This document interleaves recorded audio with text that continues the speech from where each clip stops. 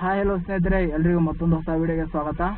ಒಂದು ಸ್ವಲ್ಪ ಸಂಜೆ ಆಗ್ಯದ. ಈಗ ಸಂಜೆ ಕಡೆನೇ ಬಂದಿದ್ದೆವು. ಬಿಸಿಲು ಭಾಳ ಅದಲ್ಲ ಈಗ, ಅದಕ್ಕೆ ಒಂದು ಸ್ವಲ್ಪ ಸಂಜೆ ಕಡೆ ಬಂದಿದ್ದೆವು ಬ್ಲಾಕಿ ತೊಗೊಂಡು. ಇವತ್ತಿನ ವಿಡಿಯೋ ಎದ್ರ ಮೇಲಪ್ಪ ಅಂದ್ರೆ, ನಾ ಗಾಡಿ ತೊಗೊಂಡು 1 ತಿಂಗಳ ಮೇಲೆ 15 ದಿನ ಆಯಿತು. ಈ ನನಗೆ 1 ತಿಂಗಳು 15 ದಿನದ ನನಗೆ ಏನು ಅನಿಸ್ಯದ, ನನ್ನ ಒಪಿನಿಯನ್ ಏನು ಅಷ್ಟೇ ಹೇಳ್ತೀನಿ. ಈಗ ಯಾಕಂದರೆ ಇದ್ರದ್ದು ಎಲ್ಲರೂ ರಿವ್ಯೂ ಅಂತೂ ಮಾಡಿರ್ತಾರೆ ಈಗ, ಅದಕ್ಕೆ ನನ್ನ ಒಪಿನಿಯನ್ ಅಷ್ಟೇ ಹೇಳ್ತೀನಿ. ನನಗೇನು ಅನಿಸ್ತು, ನನಗೆ ಹೆಂಗೆ ಅನುಕೂಲ ಆಯಿತು, ಯಾವ್ದು ಚಲೋ ಅನಿಸ್ತು, ಯಾವುದು ಒಂದು ಸ್ವಲ್ಪ ಇನ್ನೂ ಇಂಪ್ರೂವ್ಮೆಂಟ್ ಆಗಬೇಕಾಗಿತ್ತು ಅಂತೇ ಅಷ್ಟೇ ಹೇಳ್ತೀನಿ. ಇದರದ್ದು ಇಂಜಿನ್ ಹೇಳಕ್ಕೆ ಬಂದ್ರೆ 155cc single cylinder liquid cooled engine ಅದ ಇದು. ಮತ್ತು 18.6 ಹಾರ್ಸ್ ಪವರ್ ಅದ.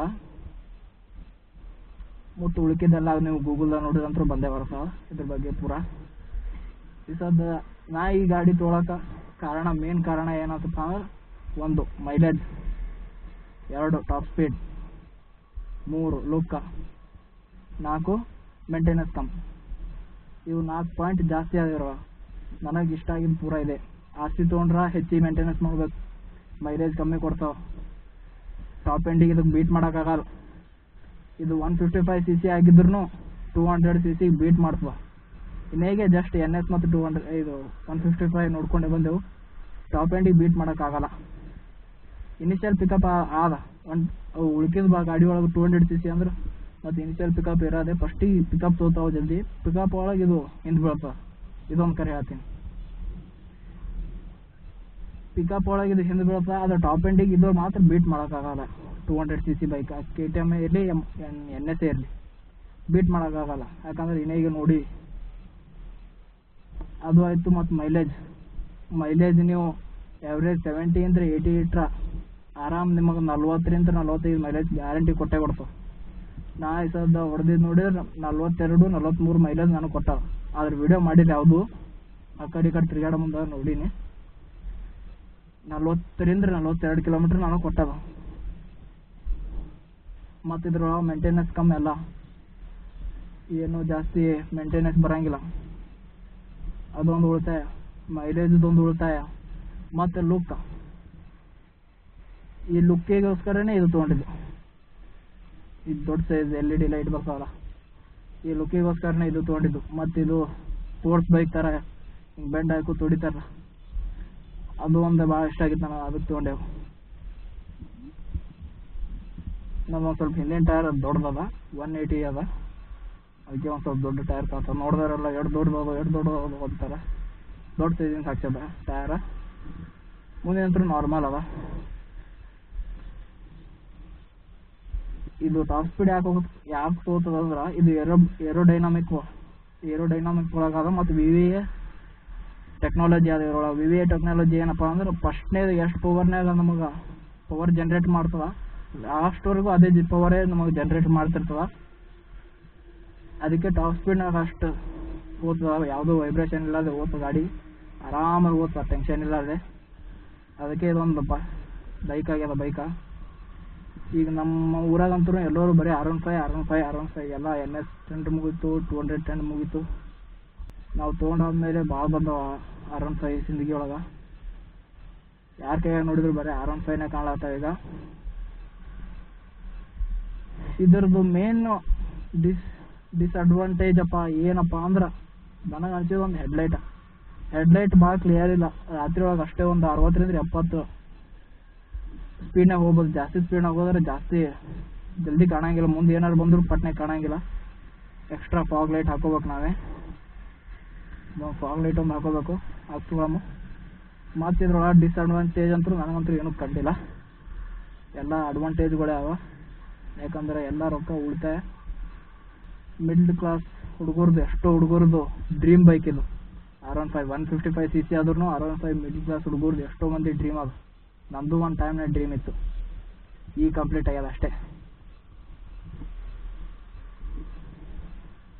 ನಂದು ಇನ್ನೊಂದು ಪ್ರಾಬ್ಲಮ್ ಅದ ಇದ್ರೊಳಗೆ. ನಮ್ದು ಪರ್ಸ್ನಲಿ ಇದು 2 ಬಟನ್ಗಳು ಹೋಗ್ಯಾವೆ. ಇವೆರಡು ಬಟನ್ಗಳು ಹಾಕಿಸ್ಕೋಬೇಕು ಅಷ್ಟೇ, ಮತ್ತೇನು ಇದ್ರೊಳಗೆ ಹೆಚ್ಚು ಪ್ರಾಬ್ಲಮ್ ಇಲ್ಲ. ಗೇರ್ನು ಎಲ್ಲ ಸ್ಮೂತ್ ಬೀಳ್ತಾವ, ಏನು ಹಾರ್ಡ್ ಬೆಳಂಗಿಲ್ಲ ಗೇರ್ನು ಸ್ಮೂತ್ ಅವ, ತಕ್ಕೊ ಮುಂದಾಗು ಸ್ಮೂತಾಗೆ ತಕ್ಕೋಬೋದು ಗೇರ್ಗಳು, ಟೆನ್ಷನ್ ಇರೋದು. ಸೌಂಡ್ ಅಂತೂ ಬೆಂಕಿನೇ ಅದ, ಸೌಂಡಿನ ಬಗ್ಗೆ ಅಂತೂ ಏನು ಹೇಳೋಕ್ಕೆ ಆಗಂಗಿಲ್ಲ. ಮತ್ತು ಇವು ಮಿರರ್ ಅಂತೂ ಮಿರರ್ನು ಚಲೋ ಅಲ್ಲ, ಒರಿಜಿನಲ್ R6 ಮಿರರ್ ಅವು, ರಿಯಲ್ R6 ಒರಿಜಿನಲ್ ಮಿರರ್. ಇದ್ರ ಸೌಂಡ್ ನೋಡೋಣ ಬರ್ರಿ, ಹಂಗೆ ಸೌಂಡ್ ಕೇಳೋದ್ರ ಬರ್ರಿ, ಹಂಗಲ್ಲ ನ್ಯೂಟ್ರಲ್ ಮಾಡ್ಕೊಂಡು ಫಸ್ಟು.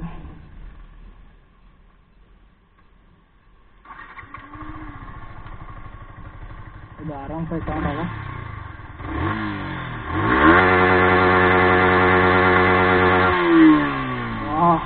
ಎಷ್ಟು ಸ್ಮೂತ್ ಆಗ್ಯದ ಸೌಂಡ. ಇದೇ ಸೌಂಡಿಗೆ ಭಾಳ ಮಂದಿ ಇದಾಗಿದ್ದು. ನನಗೆ ಇದೆಲ್ಲ ಚಲೋ ಅನ್ಸಲ್ಲ. ಡಿಸ್ಅಡ್ವಾಂಟೇಜ್ ಅಂದ್ರೆ ಅದು ಒಂದೇ.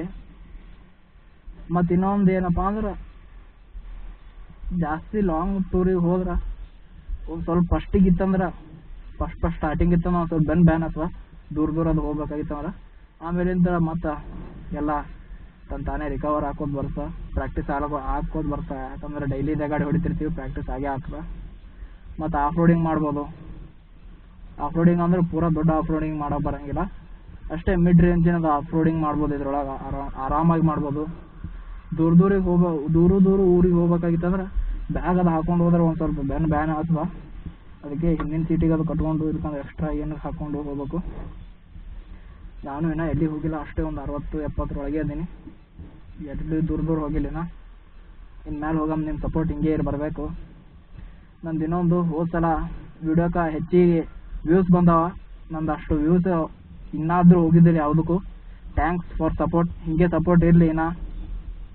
ವಿಡಿಯೋ ಇಷ್ಟ ಆದ್ರೆ ಲೈಕ್ ಮಾಡಿರಿ, ಮತ್ತು ಹಾಗೆ ಇದಕ್ಕೂ ಚಾನಲ್ ಸಬ್ಸ್ಕ್ರೈಬ್ ಮಾಡ್ಕೊಂಬಿಡ್ರಿ. ಹಾಗೆ ನೀವು ಸಬ್ಸ್ಕ್ರೈಬ್ ಮಾಡೋದಂತ ನಮಗೆ ಒಂದು ಸ್ವಲ್ಪ ಇಂಟ್ರೆಸ್ಟ್ ಜಾಸ್ತಿ ಆಗ್ತದೆ, ಇನ್ನೂ ವಿಡಿಯೋ ಮಾಡ್ಬೇಕಂತೇಳಿ. ಅದಕ್ಕೆ ಸಬ್ಸ್ಕ್ರೈಬ್ ಮಾಡ್ಕೊರಿ, ಚಾನಲ್ಗೆ ಸಪೋರ್ಟ್ ಮಾಡಿರಿ. ಹಾಗೆ ಇನ್ಸ್ಟಾ ಹೋಗಿ ಫಾಲೋ ಮಾಡ್ಕೊಂಬಿಡ್ರಿ. ಹಾಗೆ ರೀಲ್ಸ್ ಹಾಕ್ತಿರ್ತೀವಿ ಇನ್ಸ್ಟಾದೊಳಗೂ. ಎಷ್ಟು ಟೈರ್ ಹೊಲ್ಸಾಗ್ಯದ ನೋಡ್ರಿ ಇದು. ನಾ ಆ್ಯಕ್ಚುಲಿ ಚೇಂಜ್ ಲೂಬ್ ಮಾಡಿಸಲ್ಲ, ಆಯಿಲ್ ಹಾಕಿಸ್ತೀನಿ. ವಾರದಾಗ ಒಂದು ಸಲ ಆಯಿಲ್ ಹಾಕ್ತೀನಿ. ಅದಕ್ಕೆ ಒಂದು ಸ್ವಲ್ಪ ಆಯಿಲ್ ಆಗ್ಯದೆಲ್ಲ ರಿಮ್ಮದು. ಸ್ವಚ್ಛ ಮಾಡಿ ತೊಳಿಸಿ, ಚೇಂಜ್ ತೊಳಿಸಿ ಅದಕ್ಕೆ ಆಯಿಲ್ ಹಾಕಿಸ್ತೇನೆ ವಾರದಾಗ ಒಂದು ಸಲ. ನಮ್ಮದೇ ಆದ ಗ್ಯಾರೇಜ್ ಅಂತನ ಅಲ್ಲೇ ಇರ್ತ, ಸ್ವಚ್ಛ ಮಾಡ್ಕೊಂಡು ಕೆಳ ಹಾಕೋತೀನಿ ನಾನೇ. ಮತ್ತು ಫ್ಯೂಲ್ ಅಂತೂ 11 ಲೀಟ್ರ್ ಹಿಡಿತ, ಬೆಕ್ಕಾದಂಗೆ ತಿರುಗಾಡಿ 11 ಲೀಟ್ರ್ ಒಳಗೆ 40 ಮೈಲೇಜ್ ಕೊಡ್ತಂದ್ರೂ ಏನು ಟೆನ್ಷನ್ ಇಲ್ಲ. ಅದಕ್ಕಾಗಿ ತೊಗೊಂಡಿದ್ದೆ ಗಾಡಿ. ಎಲ್ಲ ಮೈಲೇಜ್ ಮತ್ತು ಪ್ರೈಸ,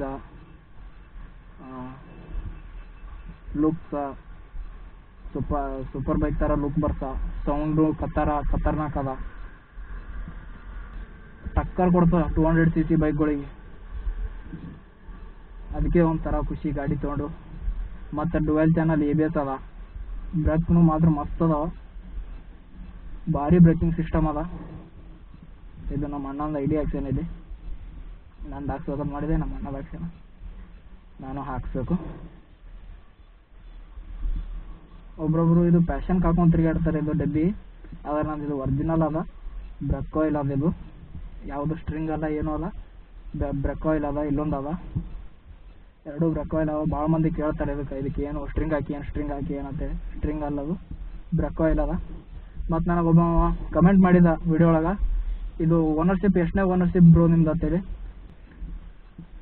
ಫಸ್ಟ್ ಓನರ್ ಅಂತ ಡೈರೆಕ್ಟ್ ನನಗೆ ಬಂದದ, ಸೆಕೆಂಡ್ ಓನರ್ನ. ವಿಡಿಯೋ ಒಳಗೆ ಕಮೆಂಟ್ ಮಾಡಿರಿ. ಹಾಗೆ ಏನಾದ್ರು ತಪ್ಪಾಗಿದ್ರು ಕಮೆಂಟ್ ಮಾಡಿರಿ, ಮುಂದಿನ ವಿಡಿಯೋದಾಗ ತಿದ್ಕೊಳ್ಳೋ. ಮತ್ತು ಇವತ್ತಿನ ವಿಡಿಯೋಗೆ ಇಷ್ಟೇ. Take care, bye. ನಾವು ತೊಗೊಂಡಿದ್ದು ಮೇನ್ ರೀಸನ್ ಹೇಳಿದೆ ಅಷ್ಟೇ, ಶಾರ್ಟ್ ಆ್ಯಂಡ್ ಸ್ವೀಟಾಗಿ ಮುಗಿಸ್ಬಿಟ್ಟೆ ವಿಡಿಯೋ. ಟೇಕ್ ಕೇರ್, ಬಾಯ್.